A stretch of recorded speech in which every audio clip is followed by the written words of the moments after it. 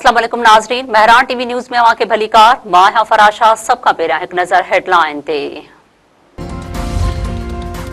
जंग जा ख़तरनाक असर, पाकिस्तान स्टॉक मार्केट क्रैश थी वई। 100 इंडेक्स में 13,000 खां वधीक पॉइंटनि जी लाथ, कारोबार आरज़ी तौर मुअत्तिल। बाड़ाई सबब 100 इंडेक्स 1.5 लख पॉइंटनि जे सतह खां बि हेठि अची वियो।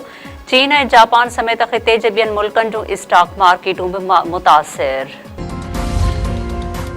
वज़ीर आज़म शहबाज शरीफ़ क़ौमी बचत पॉलिसीअ जी मंज़ूरीअ लाइ अॼु इजलास छॾाए वरितो। इजलास में चइनी सूबनि जा वॾा वज़ीर ऐं लाॻापियल वफ़ाक़ी वज़ीर शरीक थींदा। वज़ीर आज़म शहबाज शरीफ़ चयो आहे त सूरतहाल खे मुंहुं ॾियण लाइ क़दम खयां। मुआशी इस्तेहकाम खे यक़ीनी बणायो वेंदो। हुकूमत अवाम खे वधि खां वधि रिलीफ फ़राहम कंदी।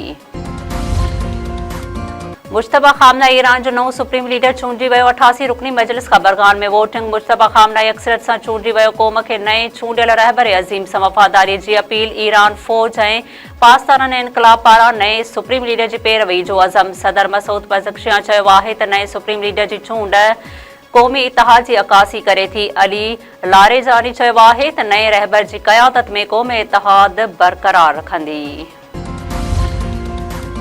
ईरान जा नए सुप्रीम लीडर जी क़यादत में इसराइल ऐं अमेरिका जे फ़ौजी अॾनि ते हमला। पासदारन इनक़लाब इसराइल मथां मीज़ाइल फायर कयो। मीज़ाइल जी तस्वीर बि जारी। मीज़ाइल मथां लबैक सैयद मुज्तबा लिखियल हुयो। अरब मीडिया मूजिब ईरान गॾियल अरब इमारात ऐं सऊदी अरब में अमरीकी फ़ौजी अॾनि ते हमला कया आहिनि। बहरीन, कुवैत ऐं क़तर में अमेरिका जे फ़ौजी अॾनि खे बि निशानो बणायो वियो।